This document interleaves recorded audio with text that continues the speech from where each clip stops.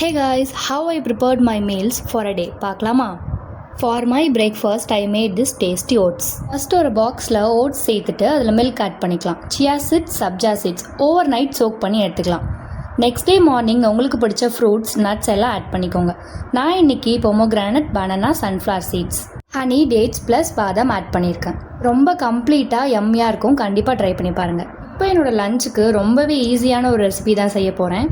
ஒரு பேனில் oil add பண்ணிவிட்டு கடுகு, வெங்காயம், பச்சை மிளகாய், அவரைக்காய் சேர்த்து நல்லா குக் பண்ணிவிட்டு சால்ட் அண்ட் மஞ்சத்தூள் ஆட் பண்ணிக்கலாம். அவ்வளோதான். ஃபைனலாக கோகனட் ஆட் பண்ணி இறக்கிடுங்க. இதுவே கிட்ஸுக்கு செய்கிறீங்கன்னா பச்சை மிளகாய் சேர்க்காமல் சில்லி பவுடர் ஆட் பண்ணிக்கோங்க. பிகாஸ் ரெண்டும் க்ரீன் கலரில் இருக்கனால மிளகாய் சாப்பிட அதிகமான சான்ஸ் இருக்குது.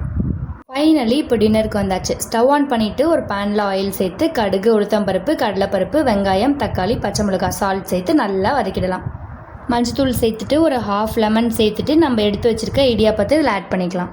இடியாப்பத்தை நல்லா பிச்சு சேர்த்துக்கலாம். எப்போவுமே இடியாப்பம் தேங்காய் பால்னு சாப்பிடாம ஒரு டைம் இப்படி செஞ்சு சாப்பிட்டு பாருங்கள். லெமனோட புளிப்பு, பச்சை மிளகாயோட காரம் இதெல்லாமே சேர்ந்து வேறு மாதிரி டேஸ்ட்டில் இருக்கும். கண்டிப்பாக ட்ரை பண்ணி பாருங்கள். I hope you all enjoyed this video. If you like it, subscribe my channel. See you soon in the next video. Thanks for watching.